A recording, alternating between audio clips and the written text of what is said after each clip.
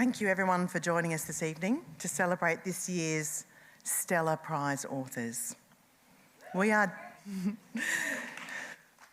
delighted to share this evening with so many members of our ever-growing Stella family. We are honoured to be here at the 2025 Sydney Writers' Festival, and on behalf of the Stella team and board, I'd like to acknowledge the Gadigal people of the Eora Nation, the traditional custodians of the land we gather on today. I pay my respects to their elders past and present and extend that respect to all First Nations people joining us today.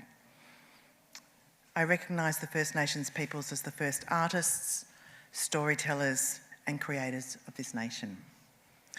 I'm Fiona Sweet, I'm the CEO and Creative Director of Stella. I joined Stella in 2023, and over the short period it's been so rewarding to see the organisation continue to evolve and succeed. Working at the Stella Prize is an absolute joy. There's a real sense of community and shared passion that I feel lucky to be a part of. Tonight we celebrate more than just a literary prize.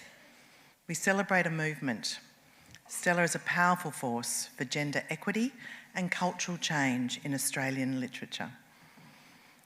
Founded in 2012, it emerged in response to a stark imbalance. For decades, women and non-binary voices were sidelined and underrepresented in major literary prizes, book reviews, and public discourse. It was time for a change. Over the past 13 years, Stella has not only awarded over $600,000 in prize money to 156 remarkable authors, but it has also transformed the landscape of Australian literature. Women writers now feature prominently on shortlists for major literary prizes, and since Stella's founding, the Miles Franklin Award has been won by a woman every year, bar one. More than that, books recognised by the Stella Prize see a surge in readership. Recognition doesn't just validate, it amplifies. The Stella Count's work in holding the media to account continues to ensure equal representation of women's writing. But beyond statistics, Stella's impact is deeply human. Through the Stella Schools program, students and educators have engaged with conversations about equity, representation, and the power of storytelling. Stella's writers' residencies continue to nourish and support our 156 alumni. In 2023, the launch of the free Stella Day Out brought literary festivals to communities that rarely have access to such events, ensuring that diverse voices are heard in Australia. In 2024, Stella introduced Stella on the Go, placing free books by Australian women authors on public transport for anyone to discover and share. No other literary prize supports the entire literary ecosystem the way Stella does. We provide financial support to authors, we help booksellers stock and promote prize-listed titles, and we ensure that all Australians, regardless of where they live, can engage with literature. This is the impact of Stella. This is the legacy we celebrate tonight. And as we honour this year's Stella Prize winner, we recognise that their achievement is part of something bigger, an ongoing journey to reshape Australian culture for the better. On behalf of the Stella team, it's my great pleasure to recognise the many individuals and organisations who've contributed to this celebration and to Stella's work in this last year. I'd like to start by thanking the Stella Board, Chair Megan McCracken, Deputy Chair Claire Wyville-Plater, Treasurer Mary Latham, Secretary Felicity Iredale, and board members Melanie Cheng, Teresa Dyson, Nicole Freeman, Ellie Gay and Michelle Law. And my team, Claudia Nankervis and Lola Nankervis, publicist Stacey Piggott from Daydream Nation, and a shout out to Paul Newcomb for creating the trophies this year.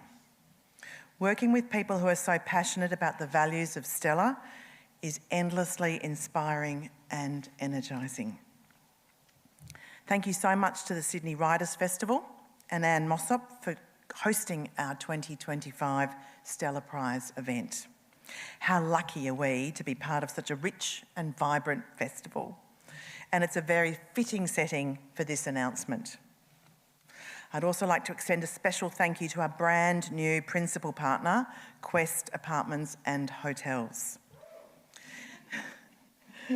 Their hotels from Orange to Perth and Warrnambool to Brisbane offer exceptional stays whether you're travelling with pets or require full accessibility. With cooking and laundry facilities available, Quest has been a fantastic home away from home for our Stella authors. A heartfelt thank you to the Copyright Agency and its philanthropic arm, the Cultural Fund, which supports Stella by providing funding for judges' fees, prize money for all the 12 longlisted writers.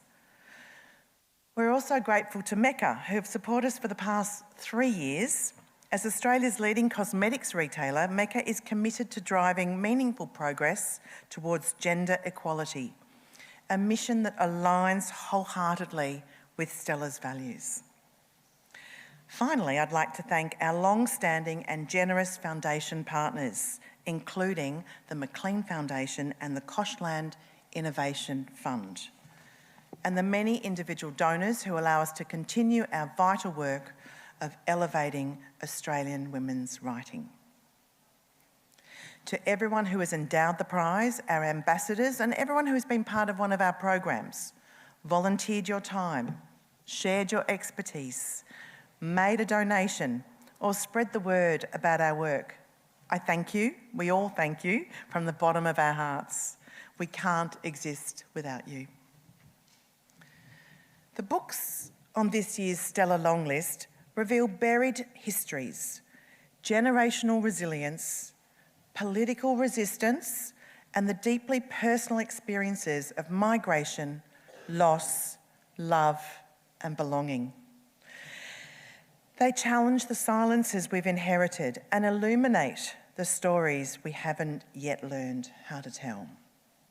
So let's all now take a moment to celebrate the 12 longlisted books for 2025.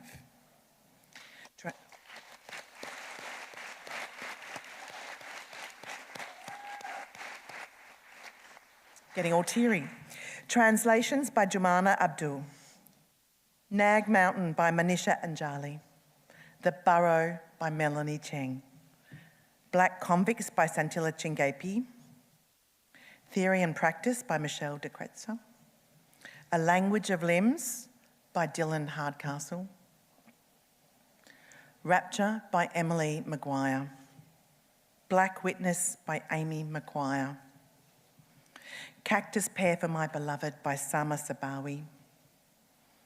Always Will Be by Michaela Saunders. The Thinning by Inga Simpson. Peripathetic by Cher Tan.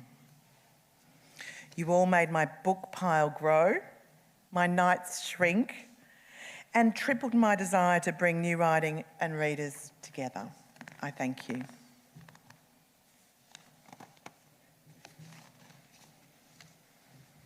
Storytelling is the beating heart of our lives. From the moment we wake up to the moment we go to sleep, we are constantly sharing our stories and listening, reading, or watching what others are experiencing or thinking. We know storytelling is vital to understanding ourselves and our place in the world.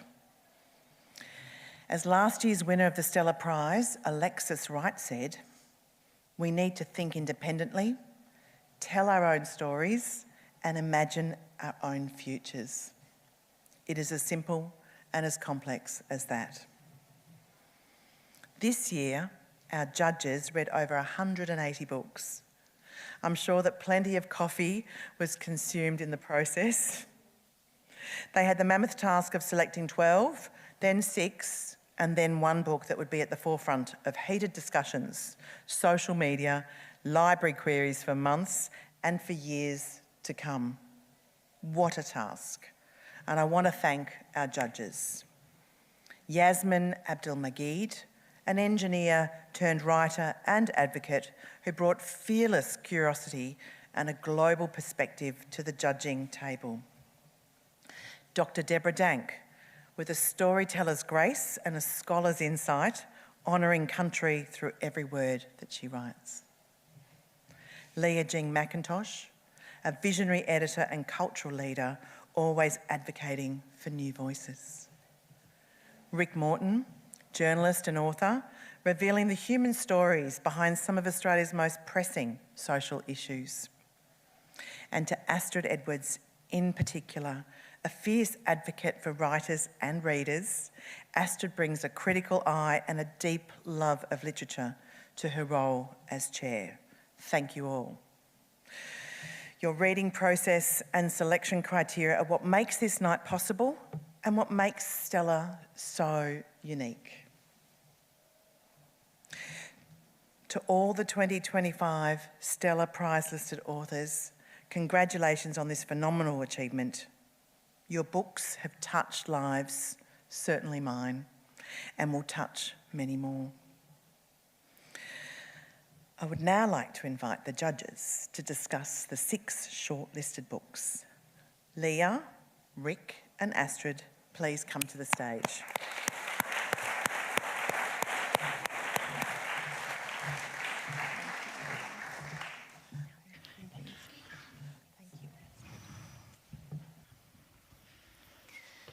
Good evening, everyone.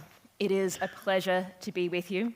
It is a pleasure to be on stage, Leah and Rick, with you, and Yasmin and Deborah, our fellow judges. Hello to wherever you are in the world right now. Our task for the next 15 or so minutes is to remind you why we chose the 6 shortlisted books this evening. We've each chosen one book to talk about, and one image or scene or line or vibe from each book that we want to share with you. I'm going to start by asking you, Leah, to just took a drink. Just getting the vibe. Sorry, Leah. Never. What would you like to ask me? I would like to ask your favourite thing that you want to share about Jumaana Abdu's novel translations. Oh my God, I loved this book. I was telling Astrid and Rick beforehand, I've gotten in trouble recently for spoiling things, because I actually don't mind spoilers. But I'm in a room full of people who might mind spoilers, so I wrote it down so I wouldn't spoil it. I love that approach. I was like, I will be mauled at Sydney Writers' Festival. Okay, Jumaana, incredible book. I was stuck on this one image from translations. So the book revolves around Leah and her daughter Sakina, who moved to the country, and they buy an old house with the aim to bring it and the surrounding land to life. I think this is often a narrative we might expect from Australian literature. I know as an unpaid intern at Meanjin reading The Slush Pile, it is definitely a narrative which captures all of our minds. But this book is unlike any others. Abdu draws you in with this familiar shape and then subverts it completely. Her command of language is like completely overwhelming. And I'm getting there. I've been thinking about how she describes the power of a house. It's kind of in the beginning. She writes, "Land is older than man, and man is older than a house, and it is difficult to conceive that anything that did not exist at the dawn of things can possess spiritual power, in the sense that all things supernatural must have always been possible, rather than invented along the way. And yet, a house has power. It entombs and excavates man."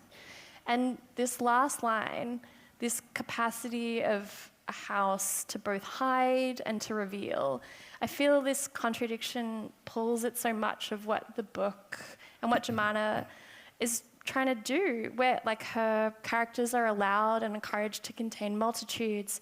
They're given the complete dignity of ambiguity, especially in a world where identity is now more than ever prey to elite capture. So the house, that's my... The house, Leah, you are such a phenomenal critic. You're about to put me to shame. Rick, we're going to go to you next, so I don't feel that shame. Can you remind us why Melanie Cheng's novel The Burrow is so exceptional. Yes, I can. And I'm going to pale in comparison to Leah. Leah is one of the smartest minds. She just won an award for her own editorship. We're and here is for incredible. a different award. I know. I love working with these people. It's been amazing. The Burrow is one of those books that completely crept under my skin. It did not leave me alone once I finished with it, and I wasn't expecting it. Rick, you wouldn't stop talking about it. I would not. God. I became obsessed. There are only very few things in my life I've become obsessed with. Jurassic Park, Melanie Cheng's The Burrow, great engineering failures, Robodette. This book is a slim novel. It's like one of the central characters, which is a rabbit named Fiver after Watership Down. And it's about a family who are suffering this kind of incalculable grief about the death of the second child, Ruby. And it's told from the points of view from all of these characters. And we've got the mother and the father, Amy and Jing, their daughter, Lucy, and Amy's mother, the grandmother, Pauline. And it's named, it's quite a direct nod to Kafka's short story, Der Bau. And I'm a huge Kafka head. And I love so much about what this novel does structurally by interpreting the Burrow as a place where, we are trying to find safety, psychological safety, by erecting all of these rooms and fortresses around the heart to try and, deal with grief, and then to realise that the thing that you think is making you the most safe is actually causing you a great deal of harm. And this book is incredible at unpacking that so subtly, so gently, and yet in such a slim volume. And it all revolves around this rabbit and the interactions of these characters with this rabbit. I do want to read one particular section, which I want to read word for word and get correct. Melanie thinks I'm disappointed in her at the moment because I left her book in my hotel room when I bought some of the others that I'm quoting from. But I'm going to get this right. Hang on 2 seconds. This is actually from a chapter towards the end of the book, actually. It's told from the perspective of Pauline, the grandmother. And it's probably not a sentence that anyone else would pick out, but it's what I really gravitated to. And it's about how Pauline went on a cruise as a narrative point to the cruise that she goes on in this book. I won't share any more than that.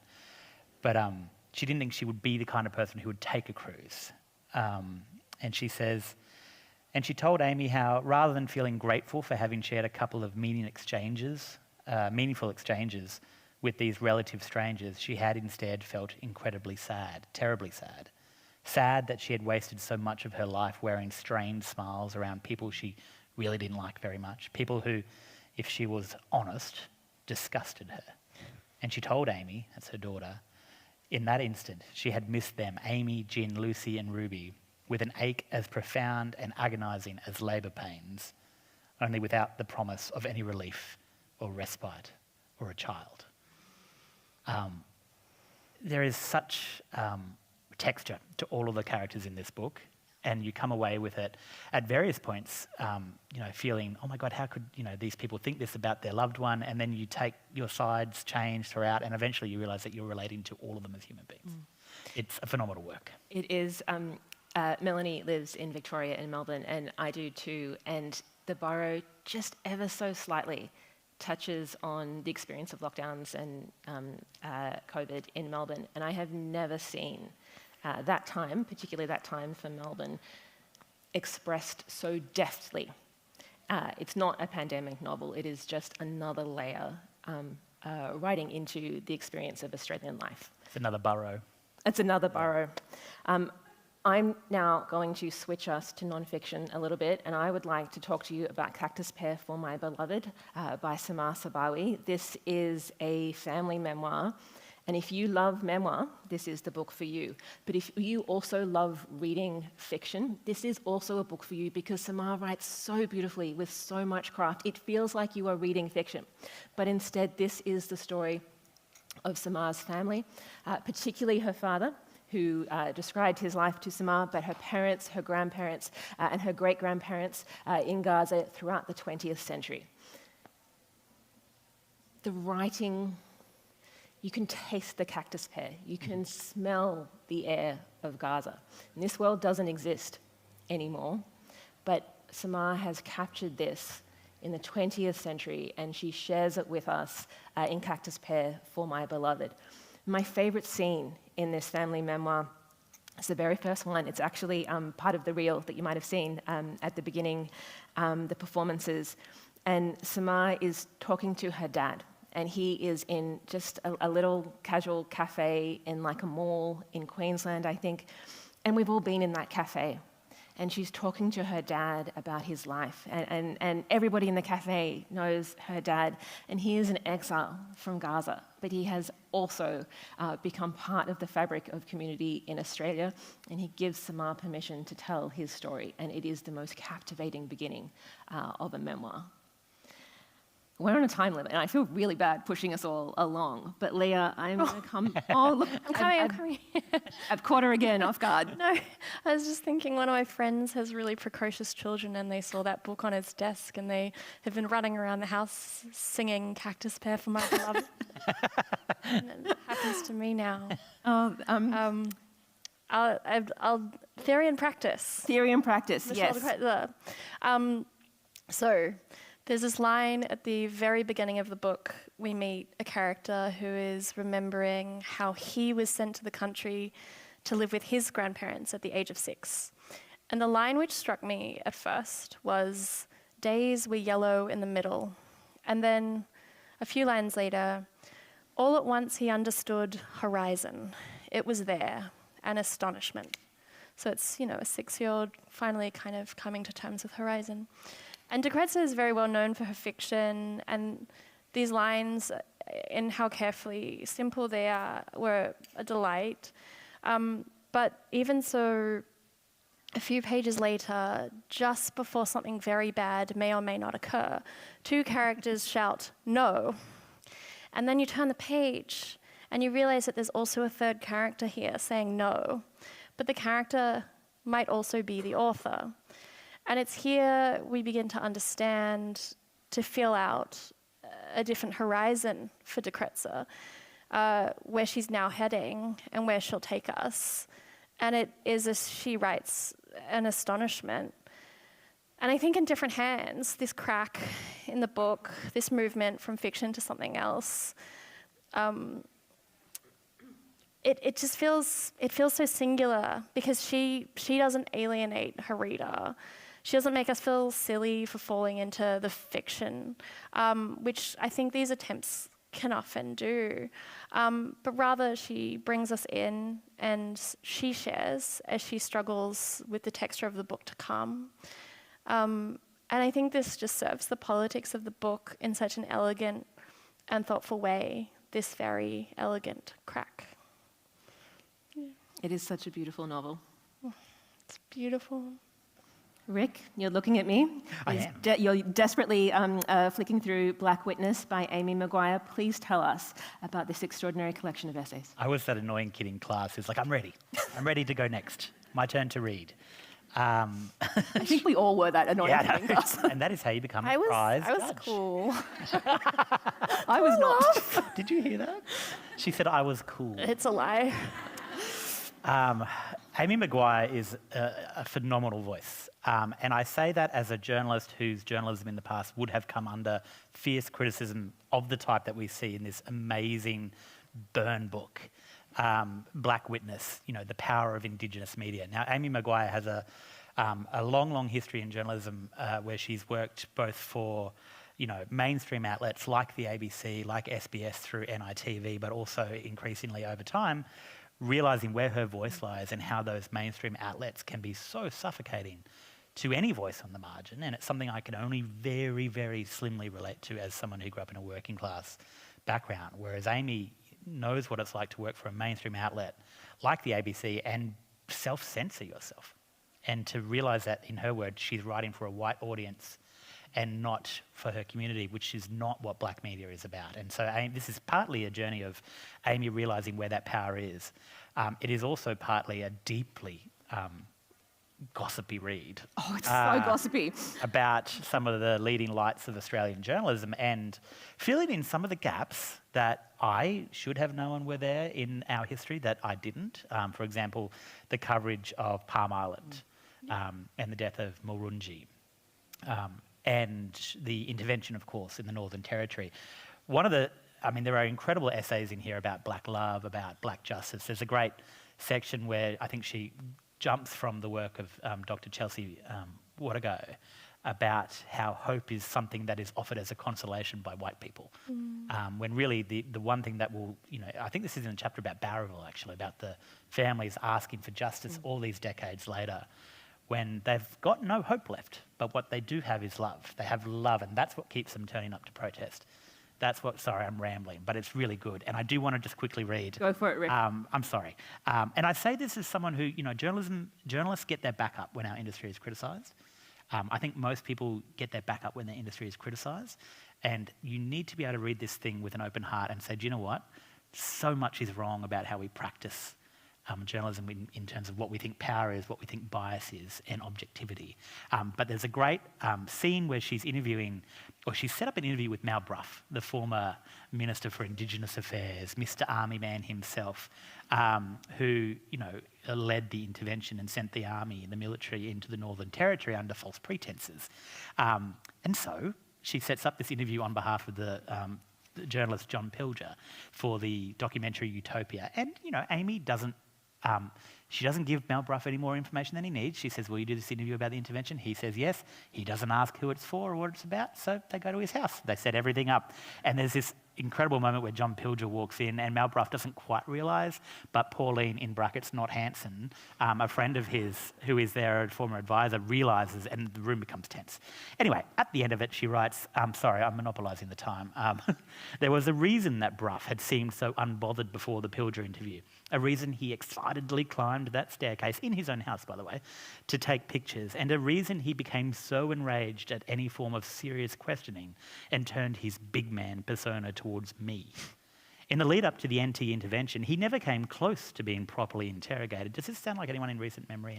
Anyway, I wouldn't possibly know. His motivations were never called into question. He was never held to account for his own lies. Not only was the media entirely complicit in the intervention, but it also bore responsibility for framing Brough as a war minister, a gung-ho action hero and former army captain whose heart was in the right place, even as black witnesses testified to the opposite. It's an incredible book, and I think our nation would be better if everyone read it. I concur, and following on from Black Witness, I would like to talk to you about Santilla Chingaipe's Black Convicts, How Slavery Shaped Australia. If you went to primary school on this continent, you would have had a little history lesson, maybe one that lasts all year, about the convict system. Pretty sure the basic summary was England, the United Kingdom, the royalty of the day sent white people to Australia, treated them pretty badly, but if they worked hard, they got to have a life here. And there were probably some sheep and hard work involved. Right? I don't mean to be facetious, but I mean that's kind of what many of us were taught. And Santilla goes to the archives. She goes to the archives in Australia, and that is a very difficult thing to do. That means you have to physically go there and go through very old pieces of paper. You have to learn to read a different script and the different shorthand. She looks at the colonial archives, the convict archives, and she finds the 15 black people on the First Fleet and around 500 other black convicts over the period of transportation to Australia. But Santilla doesn't stop there. That would be enough for a book to change our history lessons. Santilla then traces this system of transportation back to the transatlantic slave trade, imperialism and the British Empire, but also back to American slavery, specifically plantation slavery. And she demonstrates how the punishments that were meted out in our convict system, for example, flogging or stocks, all of that, are actually directly taken from plantation slavery punishments. This work has real significance for our history on this continent, how we understand transportation and convictism in Australia, but it also has direct relevance to the United Kingdom and the British Empire's history, and to the United States, who obviously need a lot of help, but this is one of the areas that they could look at. It's true. I know, it's great phrasing. Black Convicts is a phenomenal work, and bear in mind, Santilla is a black woman who has gone into the very white archives that have been controlled, and I say this with great love, white men who didn't let women go in for a very long time. It is a phenomenal work, and I really, really, I commend and congratulate Santilla, and I really hope you all go buy it.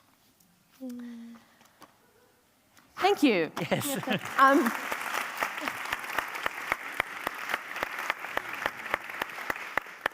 That got a bit heavy, but now it is time to celebrate and congratulate the 6 shortlisted writers before we tell you who won.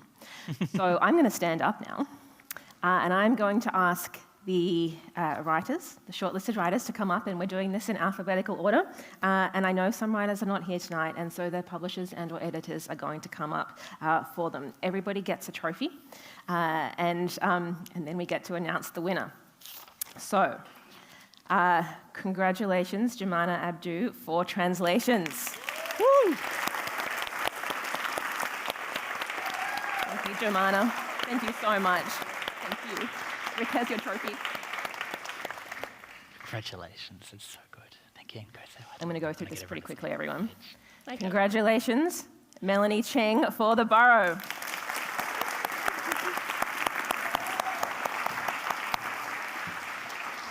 So many congratulations. Congratulations, Santilla Chingaipe for Black Convicts.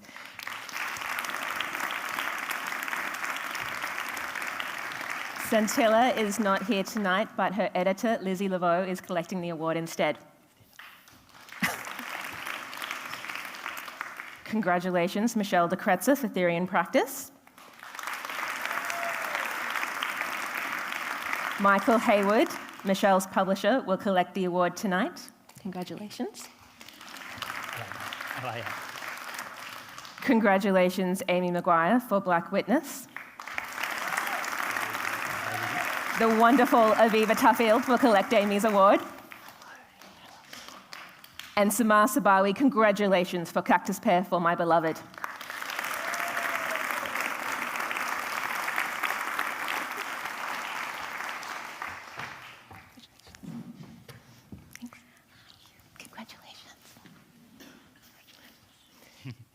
I believe we have to stand here for a photo, everyone. I'm sorry. Do you want to get in? No, get in. Okay. We'll do this for 5 seconds, then we'll leave. All righty. Thank you all. Come off stage. Yes.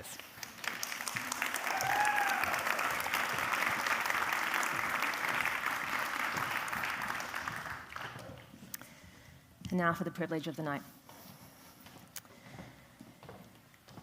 Thank you for all being here tonight. And thank you, Yasmin and Deborah. You are sorely, sorely missed.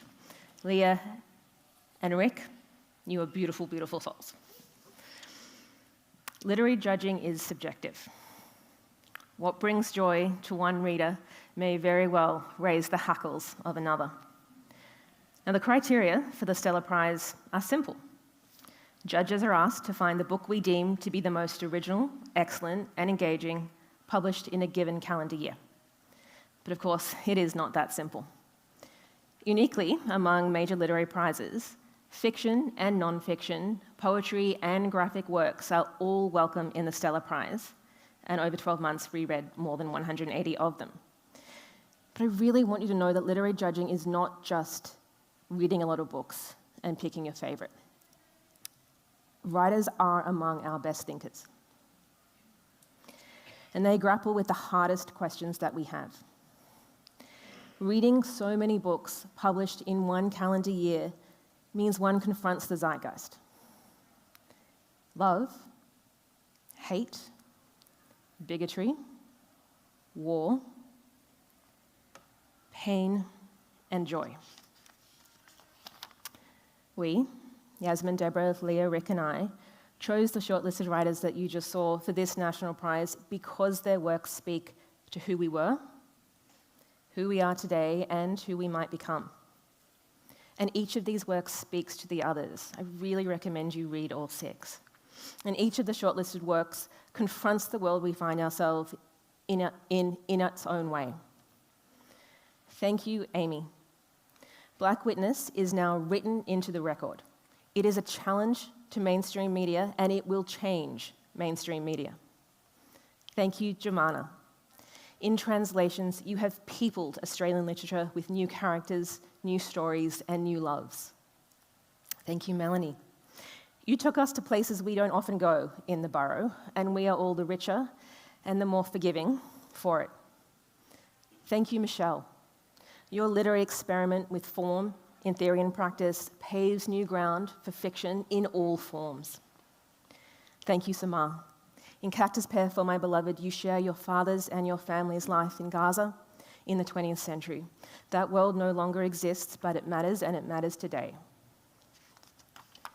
And thank you, Santilla. In Black Convicts, you brought to life not only the archives, but a part of our collective history born of slavery that we did not even know was there. Please once again join me in celebrating the 6 writers.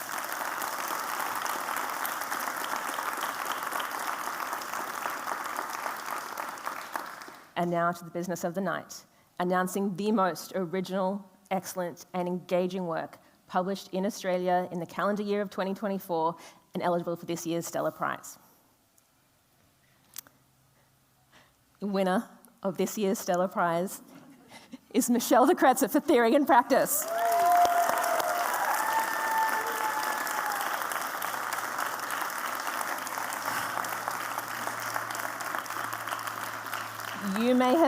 You may have noticed that Michelle is not here. Michelle is on book tour in the United Kingdom, taking Theory and Practice to the United Kingdom. Michael Hayward, her publisher at Text Publishing, is going to accept her award. But I also want you to know that Michelle is about to join us live. She has chosen to record her acceptance speech, which you are about to see. And then she will join us live from somewhere in a little village in the United Kingdom, and she will talk to Rick Morton about this win. Congratulations, Michelle. It is the utter honour of my literary life to congratulate you. Thank you.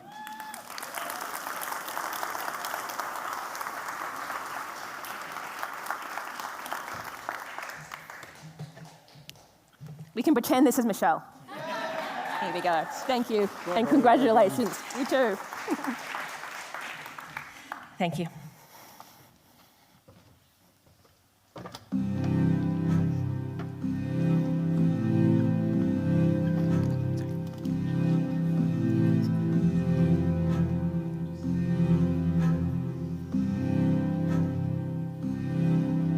Hello everyone. Thank you all so much for being here. The 2025 Stella Prize does my work great honour, and I'm so happy to accept it. I wish I could join you in person to celebrate all the long and shortlisted writers. As that's not possible, I'm recording this on land stolen from the Gadigal people of the Eora Nation. I pay my respects to Gadigal elders past and present, and acknowledge that their connection to country is unbroken. Always was, always will be Aboriginal land. To Amy, Samar, Jumaana, Santilla, and Melanie, my heartfelt thanks for the honour of your company and for the many ways in which you reconfigure our understanding and our literature. Big thanks to all the following. To the judges for the demanding work of reading and thinking about so many books. To the donors for their generous support of women's writing and progressive politics. To Fiona Sweet and her colleagues at Stella for their dedication and guidance. To the booksellers and readers whose enthusiasm for Stella is an annual delight. And to my friends, writers and civilians alike, who sustain me in so many ways. Text Publishing brought Theory and Practice into the world with tremendous flair. Huge shout out to the comrades there, especially Michael Hayward, Chong Wing Ho, and Cora Roberts. My brilliant agent, Sarah Lutchins, has represented all my books, and I can't thank her enough for her wisdom and friendship over a quarter of a century. To Chris Andrews, my love and thanks for all the poetry, all the joy. Recently, 2 groups of women have been on my mind. In the first group are Jo Case, Sophie Cunningham, Monica Dux, Christine Gordon, Fung Ling Kong, Rebecca Stafford, Louise Swin, and Aveba Tuffield, the founders of the Stella Prize. My respect and gratitude to those 8 women who rejected business as usual, who decided to make the world a more equitable place, and whose activism resulted, against the odds, in the Stella Prize and the transformation of our literary landscape. Even if I knew the names of everyone in the second group, there wouldn't be time to read them out, for they're the women and girls of Gaza. They're the women and girls murdered, maimed, starved, raped, tortured, terrorized, orphaned, bereaved, incarcerated, dehumanized, displaced, in business as usual for Israel's genocide and ethnic cleansing. War crimes for which Australia provides material and diplomatic support. That complicity has had serious consequences for Australian democracy. We've seen scholars, creatives, and journalists silenced, their funding revoked, and their contracts cancelled for expressing anti-genocide views. We've seen precious rights eroded and authoritarian laws rushed in on the flimsiest of pretexts. We've seen our institutions and our media betray the principles they're supposed to uphold. We've seen language suffer Orwellian distortions. We've seen our leaders pander to the anti-Arab racism of their global bully, the United States. And all of this damage has been done to prop up Israel, a brazenly cruel foreign power whose leaders are internationally wanted criminals. A crucial aim of this program of suppression is to intimidate. In Australia today, it isn't those applauding mass murder who have cause to be afraid, but those speaking out against it. Principally targeted are Palestinians, Arabs, Muslims, First Nations people, people of colour, queers. All the time I was writing these words, a voice in my head whispered, "You will be punished. You will be smeared with labels as potent and ugly as they're false." Career own goal warned the voice. Many of you will be familiar with that voice and its seductive message of acquiescence and self-preservation. It urged me to offer you an uplifting narrative about female solidarity. I could tell you about some of the fantastic women who inspired and supported me. Or I could speak to you about the creativity of Australian women and add a little marketing plug for myself and my fellow writers, asking you to support us by buying our books. Unlike the women and girls of Gaza, I'm not brave. Fear is a formidable and insidious opponent. It convinces us to censor ourselves, to obey in advance, to down the Kool-Aid before it's been offered.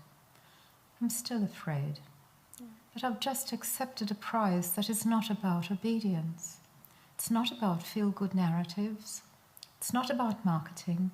It's not even about creativity. Stella is about changing the world. And I remembered all of you. You're here because you share Stella's glorious vision of a more just and equitable world, that other world that is possible. I've always believed that the wish to help others is a hardwired human instinct, and so I ask you, I beg you to help us in speaking out for Palestine. Help us fight the lie that equates our peaceful opposition to genocide with sympathy for terrorism. Help us fight the lie that equates criticism of Israel with anti-Semitism. Help us fight the lie that Palestinian lives don't matter. Help us fight the undermining of democracy. Help us fight fear. Literature, philosophy, and religion all ask a question that each of us is called upon to answer. How shall I live? How shall you and I live? As humans, acting from conscience, or as bots, dead inside? In her essay about Gaza, Learning to See in the Dark, Ali Martin, the Australian human rights lawyer, writes of the need to translate compassion and outrage into resistance and change. Citing Martin Luther King Jr., she reminds us of actions, great and small, that bend the arc of history towards justice. We have two weapons that the powerful dread: words and the truth. That's why truthful speech is being closed down, and why it's essential to resist silence. The Gazan poet Plestia Alakad has written about the outpouring of love and solidarity that she found in Australia. She goes on, "This generosity of spirit is a reminder that despite the challenges we face, there are many who are willing to walk alongside us."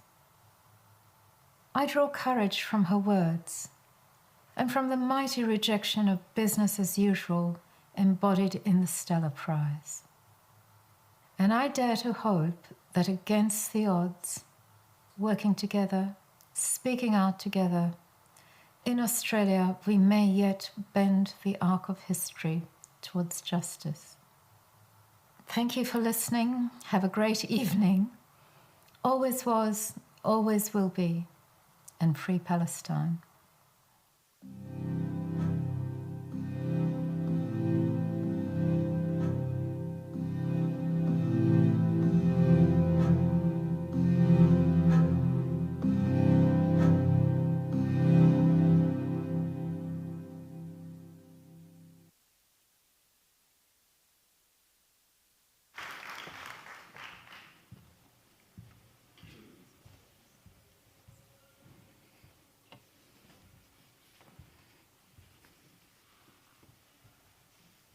You get to look at me for 2 seconds.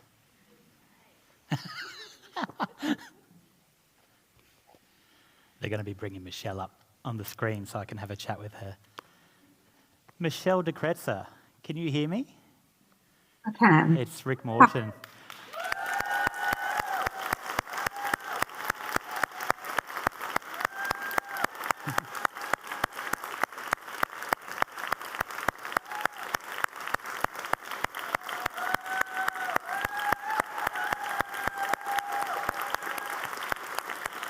I hope you can hear all that. You are an astonishing human being with an astonishing heart, and I'm honoured to be talking to you after that speech. Thank you for giving it. How could I not? It's a good question to start with. How could you not? I mean, we're artists, we're writers. The world seems to be falling apart around us. And art in particular, and people who write about the truth, seem to be under attack, to be assailed from all sides. How do we find our way out of that? By going on, by continuing to speak for what we see as the truth, for speaking up for justice.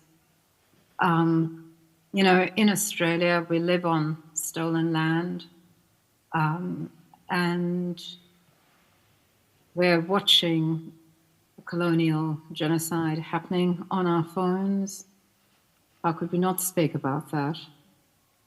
And also, you know, the Stella Prize, which grows out of grassroots feminism, how can we ignore the women and girls of Gaza, one of whom is killed on average every hour?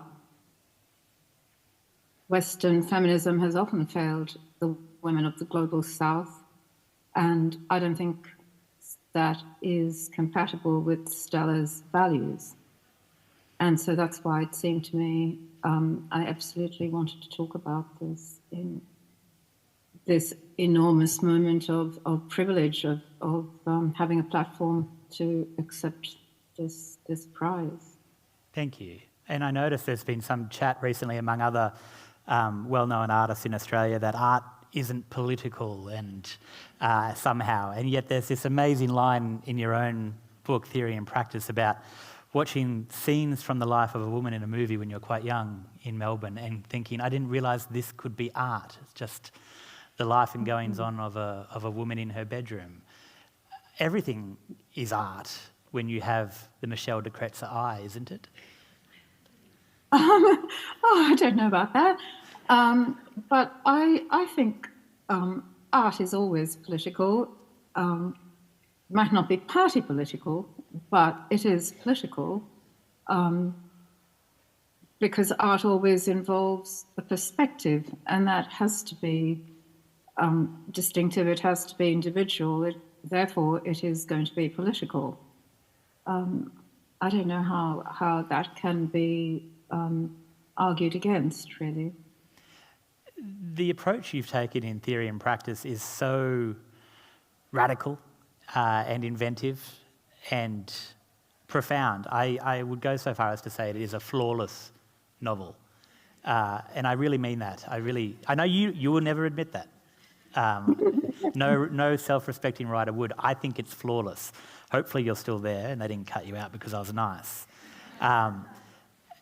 And part of that is the focus on the evocative, the everyday, the hyper-real approach in your work. Can you tell me why this novel, why now, why that approach? Okay, well, I just wanted to give realism, which is still, the dominant mode in Australian literature, in Australian fiction. I wanted to give it a little shake-up.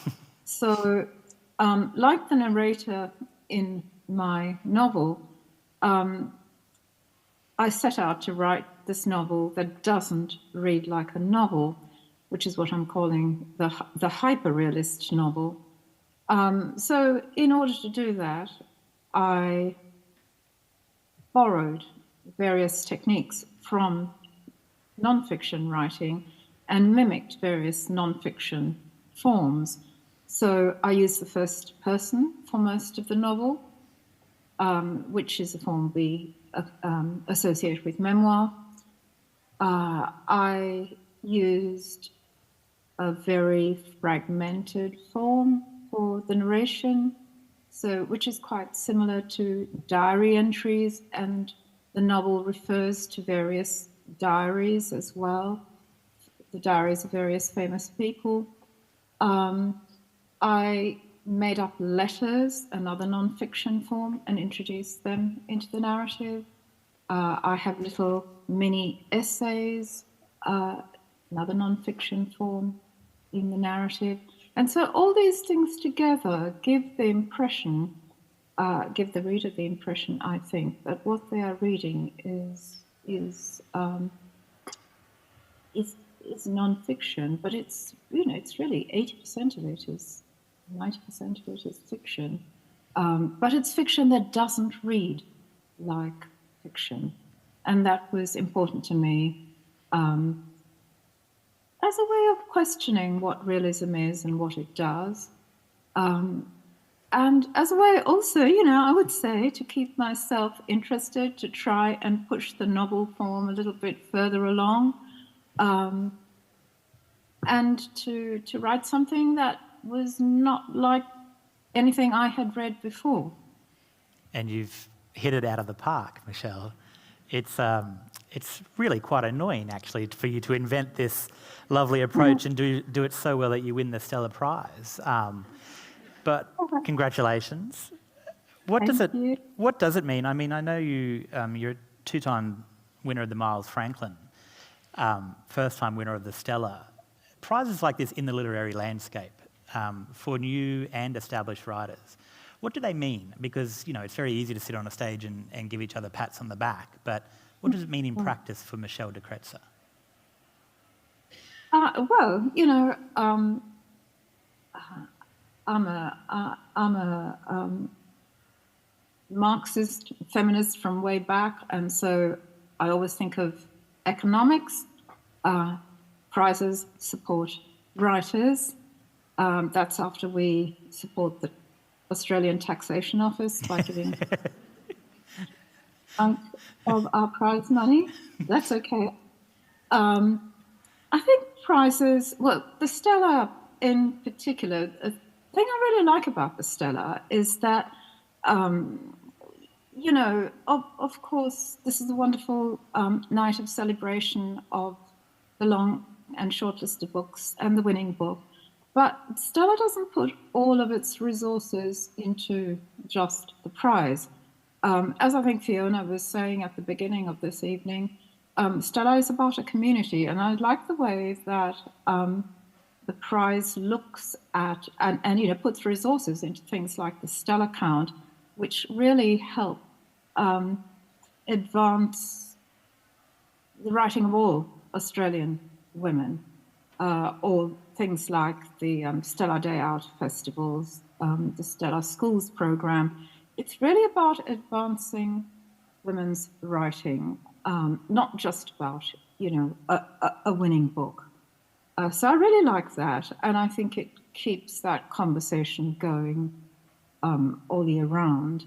And I think that prizes, which are, inevitably there are discussions about what wins, what doesn't win, what gets left out.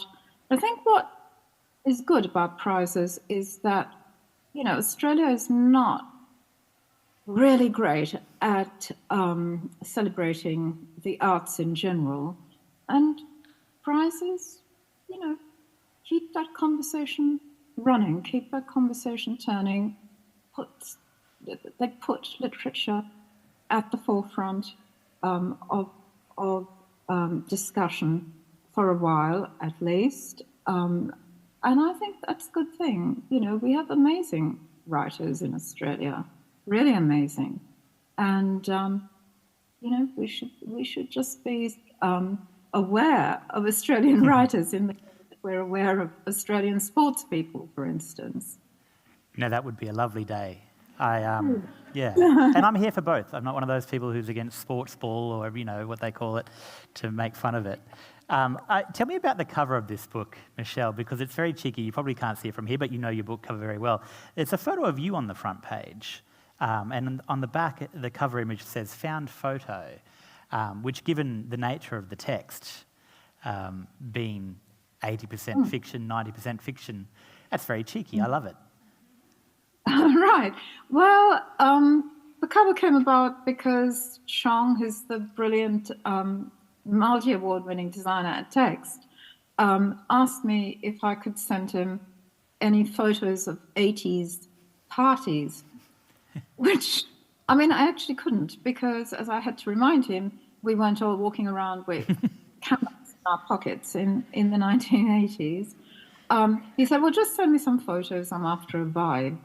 So I found about half a dozen photos, which is probably all I have of photos from that period, and sent them to him. And he came back to me and said, well, how would you feel if I made this one famous? Which the answer was, well, rather, worried, anxious.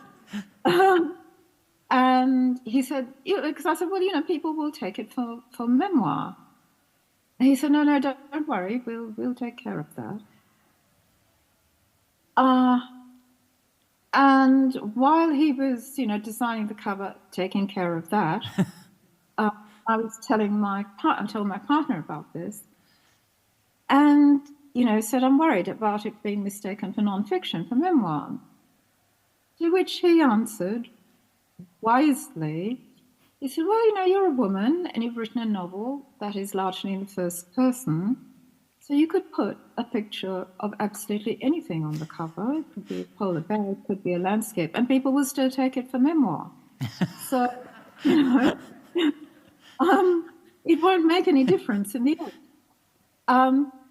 Then the cover came back from Cheng, and I see under the photo of me is the caption, the new novel, underlined, by Michelle Kretser. It's right there.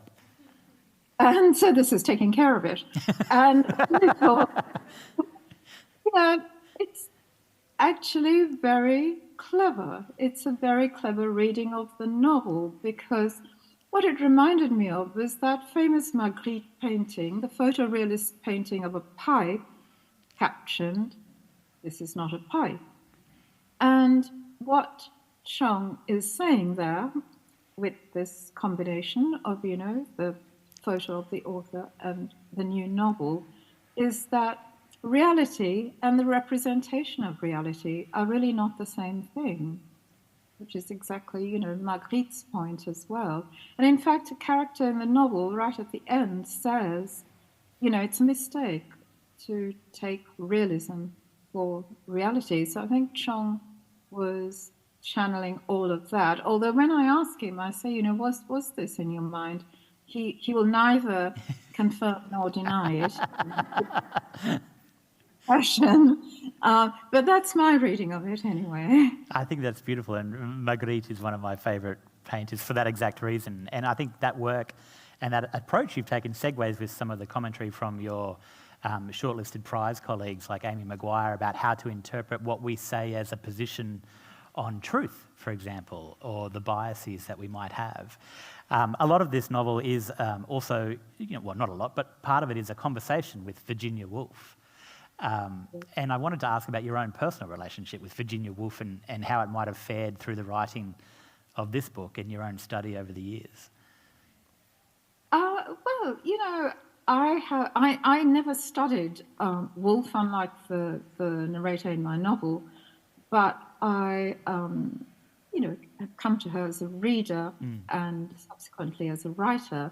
And I do think she's one of the most extraordinary writers of the 20th century, for what she does with the form of the English novel and for the way that she represents women's interiority in her fiction, and for the way in which she theorized women's lives under patriarchy in essays like A Room of One's Own.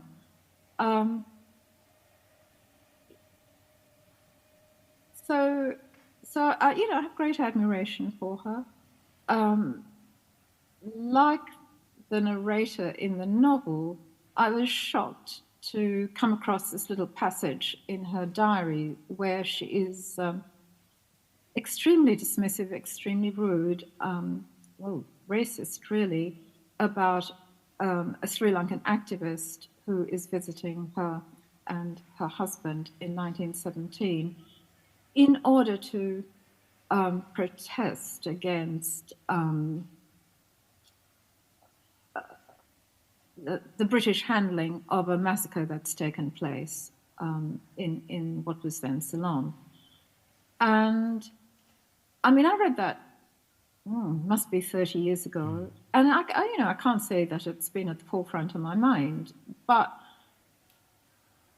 so I always had that little bit of unfinished business with Virginia Woolf. Ceylon is a tiny part of the British Empire. It doesn't often figure in accounts written by famous British writers of the period, unlike India, for instance. So this, stayed and obviously,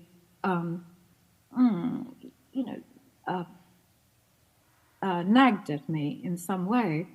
And when I was sitting down to write this novel, I remembered I had this unfinished business with Virginia Woolf. I hope that, we've made our peace now, Virginia Woolf and I. Actually, it's very fitting to have the Stella happen today because I'm in rural Sussex at the moment, and in about 3 hours' time, I'll be going to Charleston, where there's a literary festival happening. And Charleston is the farmhouse that belonged to Virginia Woolf's sister, the painter Vanessa Bell, and where Virginia Woolf was a frequent visitor.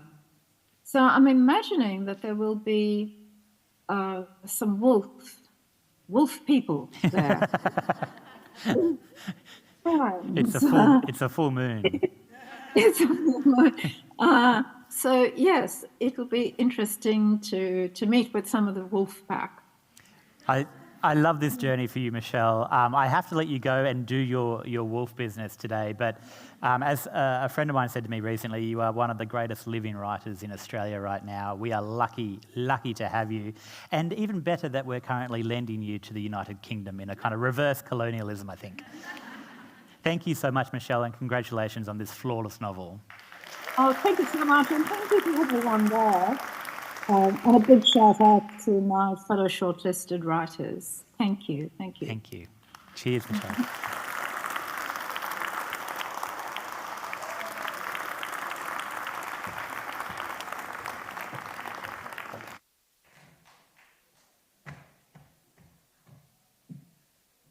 Thank you all.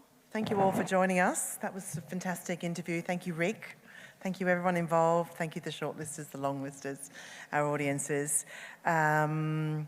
Just a quick reminder before we leave that, of course, all the Stella longlisted books are outside at the Glee Books bookstand. And if you're quick, you might be lucky enough to snag one of the 20 signed winning books by Michelle de Kretser. Don't forget your equal rights tote bags as you leave with Quest and Mecca merchandise. Thank you and good night.